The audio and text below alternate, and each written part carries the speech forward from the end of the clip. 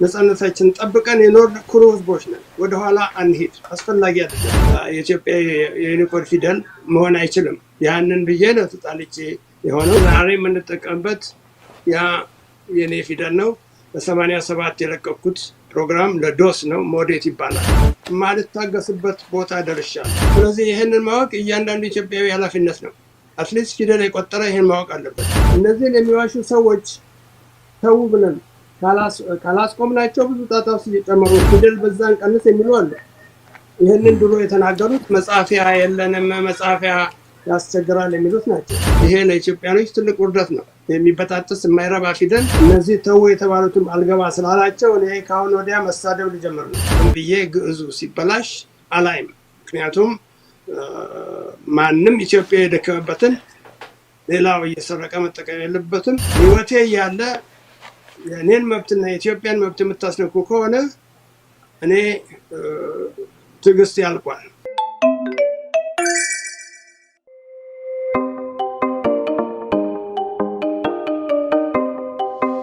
ጤና ይስጥልኝ ተመልካቾቻችን፣ እንደምን ሰንብታችኋል? ይህ የብርሃን ቴሌቪዥን ነው። እንደተለመደው እንግዲህ ብርሃን ቴሌቪዥን እንግዳ ይዤላችሁ ቀርብ ያለው እንግዳውም ከዩናይትድ ስቴትስ ኦፍ አሜሪካ። እንግዲህ እንደምትመለከቱት አሜሪካ በዘንድሮ ካናዳ ላይ ጨከን ብትልም እኛ ኢትዮጵያኖች ደግሞ ያው እንደዚሁ በቃለ ምልልስ እንወያያለን። ዘንድሮ ትራምፕ ካናዳ ላይ 25% እንደዚሁም ደግሞ ከ6 ወር ያለ ቪዛ የምንቀመጠውን 1 ወር ከተቀመጠን በኋላ አፕላይ ማድረግ እንዳለብን ነግሮናል፣ አስጠንቅቆናል፣ አሳስቦናል። ቢሆንም ዛሬ ለየት ያለ እንግዳ ነው ይዤላችሁ የቀረብኩት። ዶክተር አበራ ሞላ ይባላሉ። ከአሜሪካ በተለይ የአማርኛን ፊደል ለመጀመሪያ ጊዜ በኮምፒውተር የጻፉ ናቸው። ምናልባት ካላወቃችኋቸው ዛሬ ትተዋወቃላችሁ። በዚህ ጉዳይ ላይ ነው የምንወያየው። ምክንያቱም ይህንን የአማርኛ ፊደል አስመልክቶ ተመልካቾቻችን ብዙ ሰው ክሌም እያደረገ ነው፣ መስራች ነኝ የሚል በስቷል። ስለዚህ ይሄ ጉዳይ ስላሳሰበን እኛም እንደ ብርሃን ቴሌቪዥን ለናንተ ለወገኖቻችን ይዘን መተናል። እንግዲህ የብርሃን ቴሌቪዥንን ደግሞ ላይክ፣ ሼር፣ ሰብስክራይብ እንድታደርጉ እንጠይቃለን። እንደዚህ አይነት እንግዳ ነው ይዘንላችሁ የምንመጣው። ዶክተር አበራ ለጊዜዎት ከልብ አመሰግናለሁ። እግዚአብሔር ይስጥልኝ ብርሃን፣ አንተም ይሄን ነገር አዘጋጅተህ ስለጋበዝከኝ ደስ ብሎኛል። በጣም ጥሩ። እንግዲህ ረጅም ጊዜ ሆነን ያስታውሱ እንደሆነ ከተገናኘን ዛሬ እንደገና በዚህ ጉዳይ ላይ ብቅ ብለናል። በአጠቃላይ ጤንነት አሜሪካ እንዴት ነች? እስቲ እንደው ስለ አካባቢው ከተማ ነው የሚኖሩት? ልክ ነህ። ከተገናኘን ቆይቷል። እንዲያውም አንዱ በኮቪድ ጊዜ ነው፣ ስለ ኮቪድ ነው ትንሽ ያወራው በሕክምና ሙያ። ከአሜሪካ ጋር የተጀመረው ነገር አውቃለሁ። ብዙዎቻችን አልወደዳቸው። እኛም ስላለን እንግዲህ መተዛዘን አለብን። አመሰግናለሁ ዶክተር አበራ። እንግዲህ እስቲ ወደ ራስዎ መለስ ስላደርጎትና እንግዲህ ተመልካቾች በየጊዜው ሰው መታወቅ አለባቸው። ምክንያቱም ምንድነው አንዳንዴ ሰው ይረሳል። የሕክምና ባለሙያ ነበሩ። እስቲ ትንሽ ወደ ኋላ መለስ ብለው ራስዎትን ያስተዋውቁን በመጀመሪያ። እሺ፣ ያው ሙያዬ ሕክምና ነው። ይሄኛውንም ብዙዎቻችሁ የምታውቁኝ ከዛኛውም ጋር የተያዘ ጥሩ የሰራሁት አለ፣ ከዚህኛውም ጋር ሌላ ነው እና ግን እኔ ሁለቱንም ይዤው ነው ያለሁት። ግን ያው ከሕክምና ሙያ ጡረታ ወጥቻለሁ። ይሄኛውን ግን ቀጥዬበታለሁ። ዋናው የኔ ስራ ምን ነበረ? ኢትዮጵያ አስተምር ነበር እና ያው ዶክተር ሆኜ የአሜሪካ መንግስት የመጀመሪያውን የእንስሳት ሕክምና ትምህርት ቤት ሊሰራልን ስላቀደ ለዚያ ነው እዚህ ተልኬ ኮሎራዶ ስቴት ዩኒቨርሲቲ ለፖስት ዶክተራል ትምህርትን ተምሬ በኋላ ያው የኢትዮጵያ መንግስት ለውጥ መጣና ከአሜሪካ ጋር ስለተጣሉ እንዲሄድ ፈለጉ። ሳልሄድ እዚሁ ቀረሁ። እዚህም ጥሩ ስራ ሰርቼ የላቸው ስለነበረ ችግር አልነበረኝም። ከዚያ በኋላ ያንን እየሰራሁ እያለሁ ነው ስለ ኮምፒውተር የመጣው። በኮምፒውተርም አንዳንድ ምርምሬን እሰራ ነበር፣ አንድ ስታቲስቲካል አናሊሲስ። ግን መሳሪያውንም ስለማላምነው በእጄ ነበር የምሰራው። ግን መሳሪያውን ጥቅም ስለማውቅ ነው። በሰባዎቹ በፈረንጆቹ ነው እንግዲህ የሆነው። ያው በኋላ የባለቤቴ ወንድም እዚህ አምስተናው ይማር ነበረ ለማስተርስ ዲግሪው እና አንድ ቀን ዛሬ ከአንድ አረብ ልጅ ጋር የአረብኛ ፊደል መስራት ቻልን ለመጀመሪያ ጊዜ አለኝ። የአረብኛ ፊደል ከሰራችሁ ለምንድን ነው አማርኛውን የማትሰራው? ይሄ ነገር እኮ ለወደፊቱ ብዙ ለውጥ የሚያመጣ መሳሪያ። እዚህ ጋር ዶክተር ይቅርታ፣ ይሄ ነገር መቼ በስንት ዓመተ ምህረት የሆነ ነው? እስቲ ዓመተ ምህረቱን መለስ ብለህ አስታውሰኝ። እሺ፣ ይሄን ነገር የጀመርኩት በ1982 ነው በፈረንጆቹ፣ በእኛ ወደ 77 መሆኑ ነው። ከዚያ ያንን ከተናገርን በኋላ የአረብኛው 27 ከእንግሊዝኛው ጋር አንድ ነው፣ ቦታው መተካት ብቻ ነው። አማርኛው ግን ከ200 በላይ ፊደል ያለው ስለሆነ ያንን ኮምፒውተር አይችልም በሚል ተነጋገርን። የለም ይሄ ነገር የሚችልበትን ዘዴ መፈለግ አለብን ብየው፣ ከሆነ እንግዲህ አንተ ነህ ፈረንጁ የማይችለውን እየሰራህ እዚያ ደረስክ፣ ለምን ይሄንን ወስደህ ነገር አታደርግም አለኝ። እሺ ብዬ ጀምሬ እንደ አጋጣሚ በአመቱ ያ እሱ ይሰራበት የነበረው ሶፍትዌር ገበያ ላይ ወጣ እና ለአንድ ኮንፈረንስ ቺካጎ ሄዶ ነገሩን ተመልከቱት የሚል አንድ ሰውዬ እንደ ዴሞ ሰጥተው ይዞልኝ መጣ እና ያን ሞካክሬ መስራት እንደሚችል አወቅሁ። በ83 ስራውን ሰራሁ። ከዚያ በኋላ ኮምፒውተሩም ደህና ኃይል እስኪኖረው እንደገና ያለውን ትንሽ ሜሞሪ ከፕሪንተሩም ጋር ከማተሚያው ከምናምኑ ጋር ይጋራ ነበር እና እንደገና የፊደሉን ብዛት እንደምንም ቀስ በቀስ እያረኩ ልጆቼ ሁሉ ረድተውኝ መጨረሻው ጨረስኩት። 1 አመት ነው የፈጀው ፊደሉን ብቻ ስንሰራ እና በ87 በፈረንጆቹ በእኛ ወደ 70 መሆኑ ነው 80 መሆኑ ነው 80 ዓመተ ምህረት እና አለቀኩት። ከዚያ ጊዜ ጀምሮ ብዙዎቹ ቀደም ብለውም ይሄንን የአማርኛ ታይፕራይተር የውሸት የቅጥልጥል ፊደል የሰሩ ነበሩ። እሱም አያስፈልግም ብዬ አርቲክል ሁሉ ጽፌ ብዙዎቹ ያ ማዋጣና የማይሆን ነገር መሆኑን አውቀው አንተ ትክክለኛውን ከሰራ ብለው ተውት። በኋላም ያንኑ በ89 ይቅርታ ፈረንጆቹ ስለማስታወስ ነው። በጣም እንደዛ ነው መሆንም ያለበት። ካናዳ የምንኖረው ገባኛ ደግሞ ኢትዮጵያኖችን የእኛን ካሌንደር የእኛን አቆጣጠር እንዳንረሳ ብዬ ነው። እና በ89 አንድ ዩኒኮድ የሚባል ድርጅት ሊቋቋም ነበር። ለመሆኑ እነማን ናቸው ይሄ ፊደል ውስጥ የሚገቡ በሚል የኔን መስራት አውቀው እኔ አብሬ የምሰራበት አንድ እዚህ ኮሎራዶ ያለ ካምፓኒ አለ። በእነሱ በኩል ጠየቁኝ እና ሰጠኋቸው። ያኔ 480 ነበረኝ የኢትዮጵያ ፊደል እና በኋላም 480 የሚሆኑ ነበሩ በዛ ጊዜ። ምክንያቱም ያኔ እኔ ከጀመርኩት በኋላ ከትግርኛ ከአገው እና ቢለን በተለይ በቢለን ከሳሆ ከጉራጌ እንደዚህ ብዙ ሰዎች ላኩልኝ የእነሱን ፊደል ጨምርበት ብለው።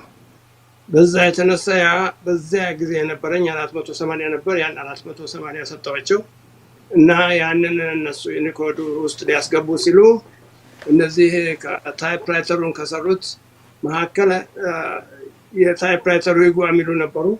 በኋላ እነሱ እንዲያውም ተሸውደው የኢትዮጵያ ፊደል የታይፕራይተር ነው ብለውኝ ተሟግቼ ነው እንትን ያልኩት። በኋላም ሌሎች ኢትዮጵያኖች መጥተው የሱ ትክክል ነው ብለው ያ የኔ ትክክል ሆኖ እንደሆነ አውቀው ነው የኔ ፊደል ዩኒኮድ ውስጥ የገባው። ስለዚህ ዛሬ የምንጠቀምበት ያ የኔ ፊደል ነው። በ87 የለቀኩት ፕሮግራም ለዶስ ነው፣ ሞዴት ይባላል። ከዚያው ቀስ በቀስ የአማርኛውን እንትን ግዕዙን ራሱን ወደ ወርድ ወሰድኩትና ኢትዮ ወርድ የሚል ፕሮግራም አወጣው በ93። በ94 ደግሞ ግዕዝ ኤዲት የሚል አወጣው እና በመካከሉ ያው እየተስፋፋ ግዕዝ ኤዲቱን በተለይ በእጅ ስልክም አድርጌ ለመጻፊያም ሶፍትዌር አድርጌ ብዙ ሰው ተጠቅሞበታል። ሞዴቱንም ብዙ ሰው ተጠቅሞበታል። ብዙም መጽሐፎች ተጽፈውበታል እና አሁንም እንደቀጠልኩ ነው ነገሩን እያሻሻልኩት። በመካከሉ የአሜሪካ መንግስት ይኸው አሁን ወደ 5 ፓተንት ሰጥቶኛል። ኢትዮጵያም 3 ደርሷል። ከስሩ እየሰጡኝ ነው። በመካከሉ ያጋጠመኝ አንድ ችግር አሜሪካኖቹን ቀደም ብዬ ስለሰራሁት ስለ እንስሳት ሕክምና አንድ ችግር ስለነበረ ያንን ችግር ስፈታላቸው 2 ፓተንቶች አገኘው። ምክንያቱም ነገሩ ፓተንት ያስፈልገው ነበር። የዛም ፓተንት ማግኘቴ ነው የግዕዙ ፊደል በፓተንት ካልተጠበቀ ሌላ ሰው ይወስድብናል ብዬ ወደዛ የገባሁት። ያንንም በማድረጌ ትክክለኛው ስራ ስለሆነ እኔ ደስ ብሎኛል። ምክንያቱም አልበለዛ ማንም ይሄን ነገር ፓተንቱን ወስዶ ጉድ እንሆን ነበር። ምክንያቱም ፓተንቱን ሰው መብት ይኖረዋል ፊደሉ ላይ። ስለዚህ በአንድ በኩል የታገልኩትና ደስ ያለኝ የኢትዮጵያን መብት አስጠብቄያለሁ። ማንም ሳይቀድመን በራሳችን ፊደል እንዳንቀደም አድርጌያለሁ። በመካከሉ የገጠመኝ ችግር ምንድነው? የአሜሪካኖቹ ፓተንቱን ሲሰጡኝ ይሄኛውንም ፓተንቱን ላወጣ ስለ ፊደሉ አሜሪካኖቹ መጠይቅ ይሄ የኢትዮጵያ ቴክኖሎጂ ነው እና የፓተንቱን መብት መውሰድ ያለብህ ከኢትዮጵያ ነው። እኛ በሁለተኛ ደረጃ ልንሰጠው እንችላለን እንጂ የኢትዮጵያን ክብርና መብት አነካም ብለውኝ ኢትዮጵያ ጠይቃሉኝ። ኢትዮጵያ ሳመለክት እንደ አጋጣሚ ሆኖ ኢትዮጵያ የፓተንት ሕግ አልነበራትም። ስለዚህ ኮሚሽነር አበበ ሙሉነህ ይባላሉ እና የኢትዮጵያ መንግስት ለጊዜው ሕግ ስለሌለን ጉዳዩን ብትይዘው ወደኋላ ስለምንቀር ልቀቀውና ሕጉ ሲወጣ ጉዳዩን እናያለን በሚል ስለነገሩኝ እሺ ብዬ ለቀኩት። በመካከሉ እነሱ ሕጉን ሳያወጡ ሄዱ። ይሄ የደርግ ጊዜ ነው እና በኋላ የመጡት ወያኔዎቹ ደግሞ ለእኔ ሊሰጡኝ ስላልፈለጉ እኛ የሶፍትዌር ፓተንት አንሰጥም አሉ። በኋላ አሜሪካኖቹን ተመልሼ ይኸው እናንተ ከኢትዮጵያ የጀመራ ናችሁኝ፣ እነሱ ደግሞ ፓተንት ለሶፍትዌር አንሰጥም አሉ። ምን ይሻላል ብል እኛ ለኢትዮጵያ መብት ብለን ወደ እነሱ በልክህ መባነጋቸው ትክክል አይደለም፣ በል እኛ እንሰጥሃለን፣ እንዲያውም ሌሎችንም ጨማምርና አሉኝ እና አመለከትኩ። ያንን አሜሪካ ካመለከትኩ በኋላ እኔ እኮ ዓላማዬ ኢትዮጵያ ሕዝብ በቴክኖሎጂ እንዲጠቀም እንጂ ቴክኖሎጂው ጥሎት እንዲሄድ አይደለም። ምን ላድርግ ብል እነሱ አንፈልግም ካሉ አንተ ምን አስጨነቀህ አሉ። በኋላ የለም ግድ የለም ሌላ እድል እንዳለ ብላቸው እንግዲያውስ በ1 ዓመት ጊዜ ውስጥ እኛ ጋር ካመለከትክ እነሱ ጋር ማመልከት ትችላለህ፣ ያንን ንገራቸው። ግን አሁንም አምርረው አይሆንም ካሉ እኛ ፓተንት ስለምንሰጥህ እነሱ በነገሩ ፓተንት አንሰጥም ካሉ እኛ ፓተንት ያስጠበቅነውን ቴክኖሎጂ እንደማይጠቀሙ ንገራቸዋለን። ስለዚህ ያንን ስነግራቸው ነገር እንዳበላሹ ገብቷቸው ኦኬ ይቅርታ ይደረግልን አሉ። እነሱ ሲሰጡን ሰጡኝ። ስለዚህ የኢትዮጵያን ፓተንት አለኝ እና ይሄንንም እነሱም ከሰጡኝ 10 ዓመት አልፎታል። በመካከሉ ያኔ እነ አሜሪካኖቹ ጋር ተመልሼ እስክመጣ ድረስ ማንም እየተነሳ ያንኑ የለቀኩትን እየገለበጠኝ እኔም ሰራው እያለ በጣም ብዙ ችግር ፈጠሩብኝ። አንዱ በዚህ መካከል የለቀኩትን ፕሮግራም አለ አሁን ዛሬ ሰው ሁሉ የሚጠቀምበት። ሌሎችም በየአይነቱ የእጅ ስልኩንም በየአይነቱ ገልብጠውኝ ምንም ስራ የማይሰራበት ደረጃ ደረስን እና ብዙ የተሰራው ስራ ትክክል አይደለም፣ ትክክልም አይጽፍም፣ ያለውንም ፊደል ያልተሟላ ነው። እንደገና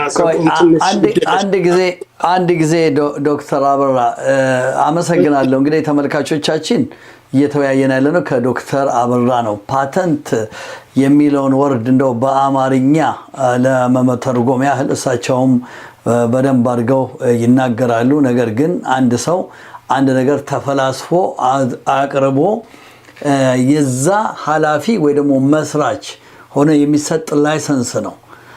ዘንድሮ አንድ ነገር ሰርተው አንድ ቦታ ላይ ተደርሱ ሌላው ደግሞ በጎን በኩል አድርጎ ፓተንቱን ታስታውሳላችሁ ተመልካቾቻችን። በተለይ በአንድ ወቅት የሆላንድ መንግስት የኢትዮጵያን ቡና ፓተንት ለራሱ አደረገ ተብሎ ብዙ አይነት ውዥንብር እንደነበር አስታውሳለሁ።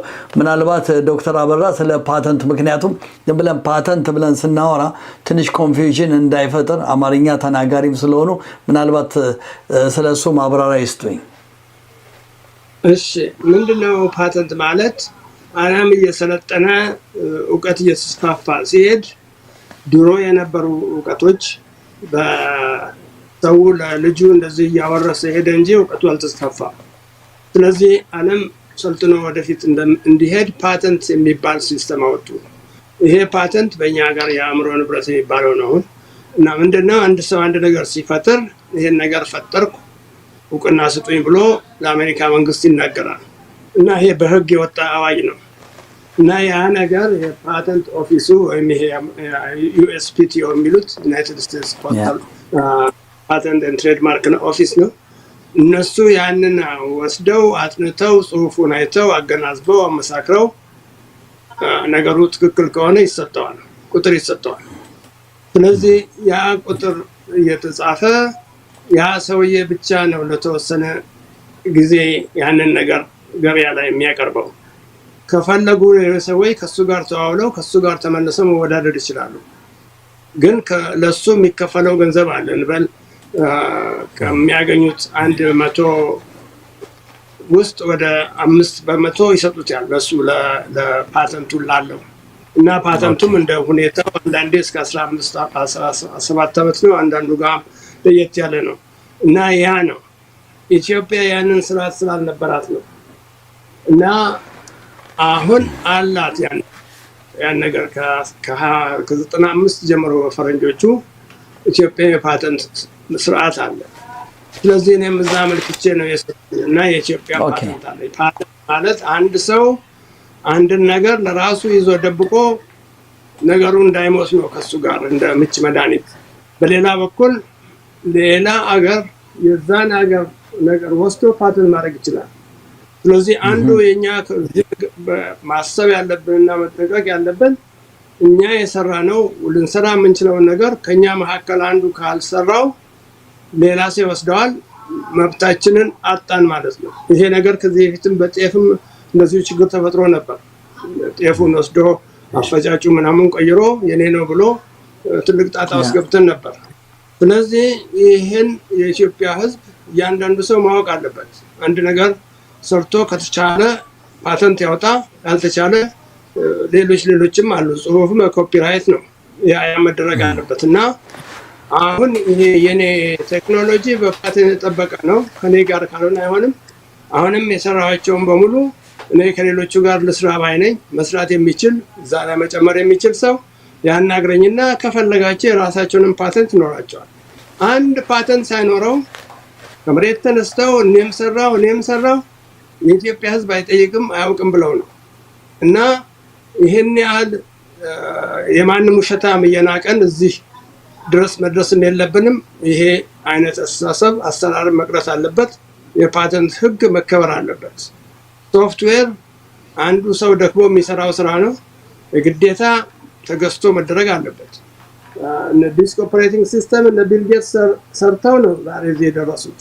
የኔ ብጤዎቹ ኢትዮጵያዊ ስለሆን ብዙ ጣጣ ደረሰብን እንጂ ምንም እንኳን ያመሰገኑንም ቢኖሩ በዛው ልክ ከመሬት እየተነሱ እኔም ሰራው የሚሉ አሉ።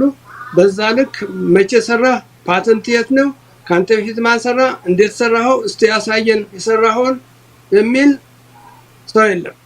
በዛ ላይ ያ ውሸት መሆኑን ያወቀውን እነዚህ ሰዎች ዋሽ ብሎ አይጽፍም። እና አንዱ ችግራችን ይሄ ነው። በጣም አመሰግናለሁ። ተመልካቾቻችን እንግዲህ ከዶክተር አበራ ጋር የምናደርገው ውይይት እየቀጠል ነው። ከጥቂት ደቂቃ በኋላ እንመለሳለን። ተከታተሉ። አመሰግናለሁ።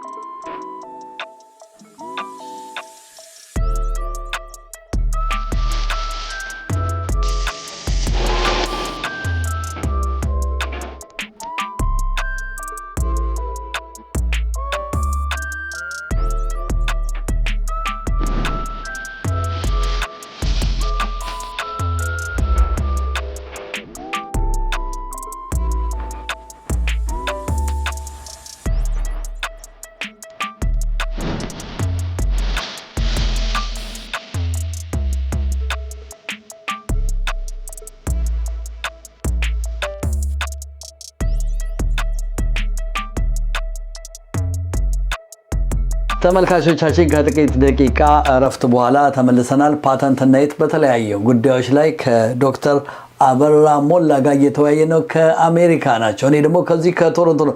በድጋሚ እያመሰገንኩኝ ዶክተር አበራ ባለፈው አመት መሰለኝ ወይ አመት ወይ ከዛ በፊት እዚህ በቶሮንቶ የሚገኘው ቢቂላ አዋርድ በዚህ በግዕዝ ሁኔታ ላይ የሸለመው ነገር ነበረ። እርሶ ታይተው አልነበረም? እንደው ምክንያቱም የግዕዝ ተሸላሚ ሌሎች ሰዎች እንደነበሩ ስማቸውን በትክክል ባላቀውም እንደነበሩ ኢንፎርሜሽኑን ለብርሃን ቴሌቪዥን ደርሶናል። አዎ ብዙ ሰዎች ሸልመውኛል። ሌላው ቀርቶ ባለፈው አመት የኢትዮጵያ መንግስት ራሱ ግዕዝን በኮምፒውተር እና በእጅ ስልክ እንድንጽፍ አደረገን እግዚአብሔር ይስጥልን የሚል የላይፍ ታይም አዋርድ ሰጥተውኛል። ሌሎችም ብዙ አሉ የሰጡኝ ከዚህ በፊት። በዚያ ላይ እኔ ማንም ሄዶ አበራ ሞላ ዊኪፒዲያ ይሁን አበራ ሞላ ፓተንት የሚል ቢጠይቅ ስለሰራሁት 9 ስለሚሆኑ ፓተንቶች አሉ የተጻፉ። ግን በዚያው ልክ ደግሞ አሉ በየመንደሩ እነዚህ ሽልማት ይሰጣልን የሚሉ እና እኔ እንኳን ቀጥታ አላመለከትኩም። ስለኔ ስም ያስገቡ ነበሩ። የሚያሳዝነው እነዚህ ሰዎች ስለሚሸልሙትም ስለሚሰሩትም በሚገባ ስለማወቁ አንዱ ለቢቂላ አዋርድ የተባለ ተነግሮ ነበር ስለኔ እና ሌላ ሰው በሌላ ምክንያት ምናምን አድርገው እንዳቀረቡ ሰምቻለሁ እና አይገርመኝም። ምክንያቱም አንዱኛ እዚህ የደረስነው ትክክለኛውን ስራ ተከትለን እንደመስራት ከመንደር አስተሳሰብና እንዲሁ ሌላ ነገር ላይ ስንልከሰከስ አንዱ ወደኋላ ያስቀረን ይሄ ነው እና ይሄ መሆን የለበትም። ምክንያቱም ዶክተር አበራ ምክንያቱም እርሶ የዚህ የአማርኛ የግዕዝ ዋና መስራች ባለቤት እንደሆኑ ሁሉም ሰው ያውቃል። እንግዲህ ተመልካቾቻችን ይህንን ነገር ሳነሳ በተደጋጋሚ በተለያዩ እንትኖች መስራችና ፓተንት ኃላፊ ነን የሚሉ ኢትዮጵያኖችም እየመጡ ነው። ነጮች ብቻ አይደሉም። ያንን አስመልክቶ ነው ፓተንቱ በትክክለኛው ማን እጅ ነው ያለው፣ ማን ነው የመሰረተው ብሎ መጠየቅ ስላለበት ነው እሳቸው ጋር ይሄንን ቀጥታ ያነሳሁት። ምክንያቱም በዚህ በግዕዝ በኮምፒውተር ጉዳይ ላይ እንግዲህ ከተሸለሙ እሳቸው ነው መሸለም ያለባቸው። አንዳንድ ድርጅቶች ሰዎች እንደዚህ ያደረጉ እያሉ ይሸልማሉ። ያንን ለማንሳት ያህል ነው። በአሁኑ ሰዓት አንዳንድ ቦታ አጋጥሞት ያውቃል? እንደው ይቅርታ አድርጉልኝና የእርሶን ስራ ወደ ራሳቸው ለመውሰድ የሚፈልጉ ሰዎች አጋጥሞት ያውቃል? ብዙ አሉ። ግን በኋላ ነገሩን ሲያውቁ ብዙዎቹ እርግፍ አድርገው ወጥተውታል። ለምሳሌ መጀመሪያ በ80 መካከል የተወናበዱት ምንድነው በኮምፒውተር አማርኛ ተሰራ የሚለውን ነገር ሰምተዋል። እንዴት ተሰራ የሚለውን የመጣላቸው ታይፕራይተር ነው። ምክንያቱም የእንግሊዝኛው ታይፕራይተር ነው የኮምፒውተር ገበታ የሆነው እና ብዙዎቹ ይመስላቸው የአማርኛው ታይፕራይተር የአማርኛ ፊደል መጻፊያ የሆነ ነው ይመስላቸው። ያ አይደለም። የአማርኛው ታይፕራይተር በቅጥልጥል ነገር በውሸት ነገር አያና ብሩ የሰሩትን ነገር ኮምፒውተር ውስጥ የጨመሩ አንድ 12 የሚሆኑ ነበሩ። ግን እኔ ያን ከሰራሁ በኋላ ይሄ ነገር እኔ መስራት እችላለሁ፣ ሰርቼዋለሁም። ግን የሰራሁት ይሄ አይደለም። ይሄ የአማርኛ ታይፕራይተር ነው። የአማርኛ ታይፕራይተር አፄ ምኒልክ እንኳን ሞክረውታል። ከአፄ ምኒልክ ጊዜ ጀምሮ እንዴት አድርገን አማርኛውን ታይፕራይተር ውስጥ እንጨምረው የእንግሊዝኛው ታይፕራይተር የሚል ነው። በዛ የተነሳ ያንኑ ቀድተው ኮምፒውተር ውስጥ ማስገባት የሞከሩ ነበሩ እና በመጨረሻው እኔ ይሄን ነገር ትክክለኛውን የኢትዮጵያ ፊደል ሁ ሂሃን ጨምር ያለሁና ይሄ የሚቀጣጠል ሃን አላቸው ዳሹን ይሄ መቀነሱ ምልክት አመጣው ጎኑ አስቀምጠው የሚበጣጠስ የሚለያየ ነገር ነው። ወረቀት ላይ ደህና ነው። ግን ኮምፒውተር ላይ ሲሆን ሰፋ ሲል መጠኑ ከፍ ሲል ሀዚ ጻፍና መቀጠያው በሚቀጥለው መስመር ላይ ሄዳል። ለቪዲዮ ምናምን ሲንቀሳቀስ ፊደሉ ይበጣጠሳል እና በዛ ላይ ደግሞ ይሄ አይደለም የኛ የኢትዮጵያ ፊደል ለስንት ሺህ ዘመን የተጠቀምንበት ስንት ነገር የተሰራበት የኢትዮጵያ ማተሚያ ቤት ስንት ዓመት የሰራበት ስንትና ስንት ጽሁፍ የተጻፈበት ትክክለኛው ፊደላችን እኔ ኮምፒውተር ላይ ያደረኩት ነው። ያው ፊደል ነው በጉተንበርግ ማተሚያ ከ1508 ዓመተ ምህረት ጀምሮ ኢትዮጵያ ፊደል አውሮፓና ኢትዮጵያ የተጠቀምንበት። ስለዚህ ያ ትክክለኛውን ፊደል ነው የሰራሁት ብዬ ብዙዎቹ እርግፍ አድርገው ሲዘውት፣ ጥቂቶች አሉ የለም ይሄ እኛ ካልሆነ ብለው የሚያስቸግሩ ያችኑ ሰርተው ኢትዮፒክን ሰራን፣ ውሸታቸውን አማርኛውን ሰራን። የእነሱ ፊደል አማርኛም አይደለም ኢትዮፒክም አይደለም። ዛሬ ድረስ አውጥተው ዝም ብለው እየዋሹ ያሉ አሉ። ዋናው ችግሩ ራሱ የኢትዮጵያ ሕዝብ ስለ ፊደሉ በሚገባ አላወቀም። የኢትዮጵያ ታይፕራይተር እና የኢትዮጵያ ፊደል አንድ አይደለም። የኢትዮጵያ ታይፕራይተርን የሰራ ኢትዮጵያን ፊደል አልሰራም። የኢትዮጵያን ፊደል በመሰለ የውሸት ፊደል የተሰራ ነው። ያ ነገር ለማተሚያው እንዲመች ነው። እኛ ማተሚያ ቤት ውስጥ የምንጠቀምበት ትክክለኛው ፊደል እየተለቀመ ተገልብጦ ታስሮ ምን ተብሎ በስንት መከራ ነው ያን ሁሉ ነው ስራ ያስቀረው። እና ዛሬ ልክ እንግሊዝኛው በሚሰራበት አይነት አማርኛው እየተጻፈ ነው። እና ይሄን ለ26 የእንግሊዝኛ መሳሪያ የተሰራውን ለኛ ፊደል አድርገነው በሚገባ እየሰራንበት ነው። ስለዚህ ይሄንን ማወቅ እያንዳንዱ ኢትዮጵያዊ ኃላፊነት ነው። አትሊስት ፊደል የቆጠረ ይሄን ማወቅ አለበት። አልቆጠረ ያንብ የተጻፈው ያንብ ሄዶ ፓተንቱ በዚያ ላይ እነዚህን የሚዋሹ ሰዎች ተው ብለን ካላስቆምናቸው ብዙ ጣጣ ውስጥ እየጨመሩ ነው። አሁን አንዱ በቅርቡ ሄዶ አፕልን መጻፊያ ስለሌለን እባካችሁ ስሩ ይላል። እኔ በአፕል የምሸጠው አለኝ 14 ዓመት ነው እንደዚህ ሆኖታል መሸጥ ከጀመረ። አፕል ራሱ ያውቃል። ስለዚህ ሄዶ አፕልን መጻፊያ የለንም አንተ ስራልን ማለት የኛን እንትን አፕል እንዲወስደው መስጠት ነው።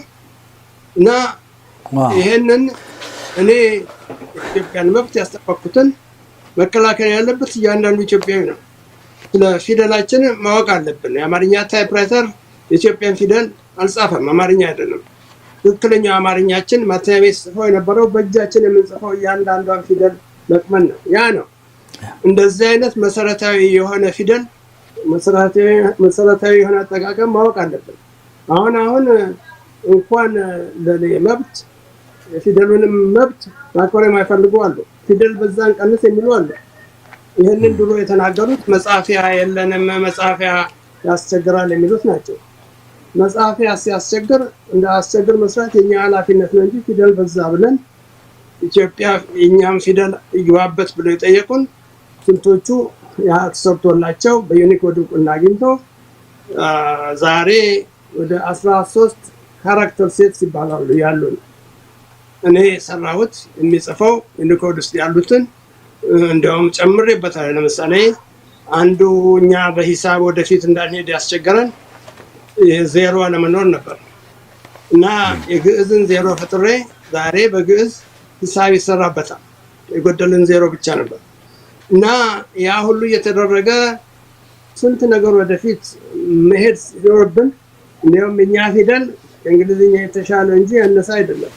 ስለዚህ ለወደፊቱም ቢሆን ይህንን ትልቅ ፊደላችንን አክብረን የተሰራን ስራ እያከበረን እዚህ ላይ የሚጨመር ካለ አብረን ስራ እንጂ የማንም ውሸታም እየተነሳ ታይፕራይተሩን ሰርቶ ኢትዮፒኩን ሰራ እያለ ሲለፈልፍ ዝም ማለት ብዙ ችግር እየፈጠረብን ነው። እኔ ባልኖርና ለፊደሉ መብት ተከራክሬ ዩኒኮድን ባላሸንፍ ኖሮ እነሱ በተናገሩት በተለይ ጥቂቶቹ የአማርኛ ታይፕራይተር ዩኒኮድ የሚሆነው ይሄ ለኢትዮጵያኖች ትልቅ ውርደት ነው። የሚበጣጥስ የማይረባ ፊደል የኢትዮጵያ የዩኒኮድ ፊደል መሆን አይችልም። ያንን ብዬ ነው ተጣልቼ የሆነው። ግን በዚያም ልክ ይሄን የምናገረው ስለ አንዳንዱ መጥፎ ነገር እንጂ ሽንጣቸውን ገትረው ከኔ ጋር የታገሉ ለኔ የተሟገቱ አሉና እነሱንም ሳላመሰግን አልቀርም ከቤተሰቤ ጭምር።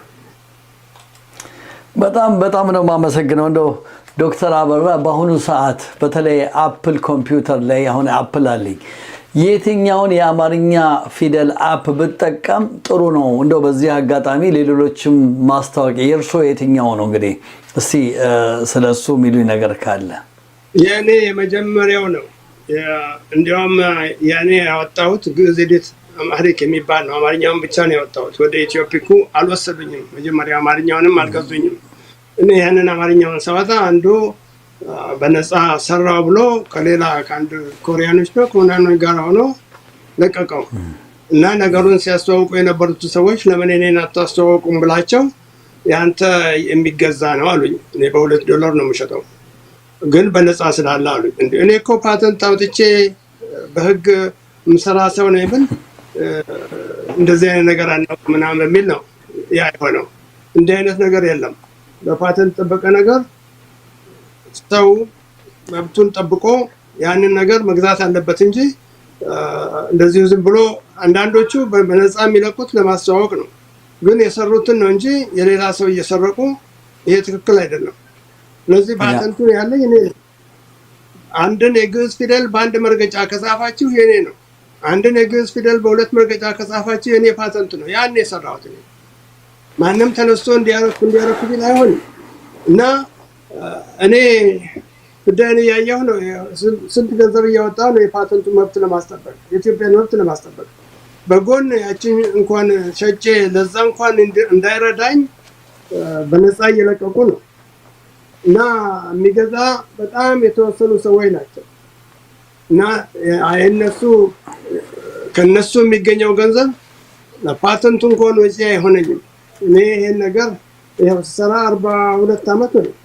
እንዴት ህሊና እናጣለን? ይሄን ያህል እንዴትስ ይሄን አይነት ነገር ሲሰራ ይሄ ነገር ለምን እንዲህ ይሆናል ብሎ የሚመራመር እና የሚናገር ሰው የለም። አንዳንዶቹ ሲያወሩ አይጣል ውሸታቸው። ለምሳሌ አንዱ እኔ ዛሬ 30 ዓመት ከነ ጉግል ጋር ከነ ፌስቡክ ጋር ከነ ማይክሮሶፍት ጋር ሰርቼ ይላል። እነ ጉግል እነ ፌስቡክ የዛሬ 30 ዓመት የሉም። ያን እንኳን ሲዋሽ አይዙትም። እና እንዴት እንዲህ እንጃጃላለን? እስከ መቼ? እኛ ስንት ቦታ የደረስን የራሳችን ፊደል ያለን የሰለጠን ሰዎች በማንም ጅል ወደኋላ እንሂድ እና ስለዚህ ሊታሰብበት የሚገባ ነው። የሚሰራ ብዙ ስራ አለ። አብረን እንስራ።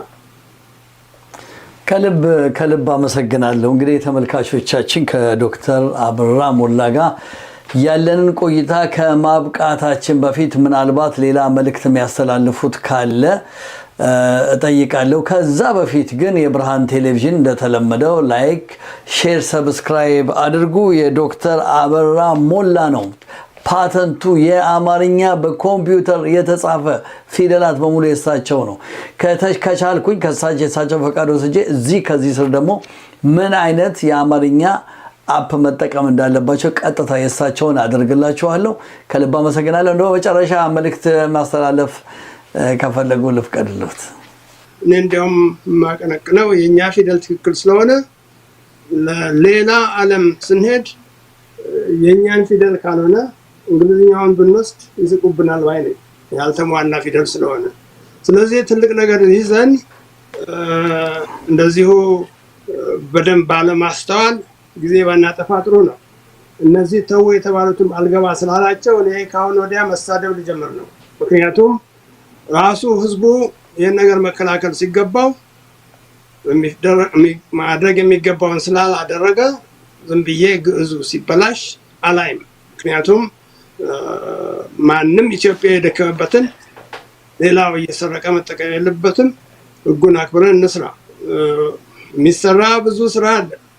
የሰራሁት አንዱን ክፍል ነው። ይህንም እዚህ ላይ ያተኮርኩትም መብታችን እንዳይወስዱብን ነው። ነገሩ በዓለም ደረጃ የወጣ ስለሆነ ዩኒኮድ ውስጥ ገብቶ ስላለ ማንም ከማንም የዓለም ቦታ ፓተንት ሊያወጣና የኔ ነው ሊል ይችላል። ያኔ ምንም የምናደርገው ነገር የለንም። መብታችን አሳልፈን የሰጠነው እኛ ስናንቀላፋ ነው። ያ እንዳይሆን ነው የሰራሁት እና ይሄን አውቃችሁ የጠቀማችሁኝ የረዳችሁኝ ያላችሁ ያን አውቃለሁ። ግን ሌሎቻችሁ ይሄን የምትዋሹትን አቁሙ። ምክንያቱም አሁን ማልታገስበት ቦታ ደርሻለሁ። ህይወቴ እያለ የኔን መብትና የኢትዮጵያን መብት የምታስነኩ ከሆነ እኔ ትዕግስት ያልቋል። ስለዚህ ብዙም ሳናገር ብታቆሙ ይሻላል። ሌሎቻችሁም እየተነሳችሁ ገሌ ሰራ የምትሉት ምን ሰራ፣ መቼ ሰራ፣ እንዴት ሰራ፣ ከእሱ በምን ይለያል ብላችሁ መጠየቅ አለባችሁ። ያን መጠየቅ ካልቻላችሁ ወደኋላ እየሄዳችሁ ነው። አገራችን ወደኋላ አትውሰዱ። አንዳንዶቻችሁ ፊደል በዛ እያላችሁ ይሄ ሁሉ እንትን ምን ያስፈልጋል? እኛ ታሪክ እኛ ፊደል ብዙ ታሪክ ያለው ነው።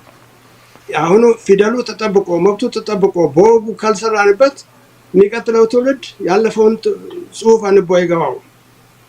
ከዚህ ውስጥ አንዴ ሀ በዛ ይሄ ቀነስ ይሄ እንትን ይበል የምትሉት አንዳንዱ ይሄን የሚያወራው አውቆም ታሪኩ። በጣም ደስ የሚል ውይይት ነው። እንግዲህ ተመልካቾቻችን ከዶክተር አበራ ሞላ ጋር ያለንን ጭውውት ውይይት ፓተንትን በተለይ አማርኛ ፊደልን ስታስታውሱ ኮምፒውተር ላይ ስትጽፉ ኤግዛክትሊ እሳቸውን ማሰብ እንዳለባችሁ ማወቅ እንዳለባችሁ ከዚህ ስር ደግሞ የእሳቸውን ፓተንትና አንዳንድ ዶክመንቶችንም አስቀምጥላችኋለሁ። እንግዲህ ዶክተር ከልብ አመሰግናለሁ። ጤና ይስጥልኝ። ስሜን ብቻ መሙላት ታገኛላችሁ። አበራ ሞላ ፓተንት ብትሉ ያወጣላችኋል።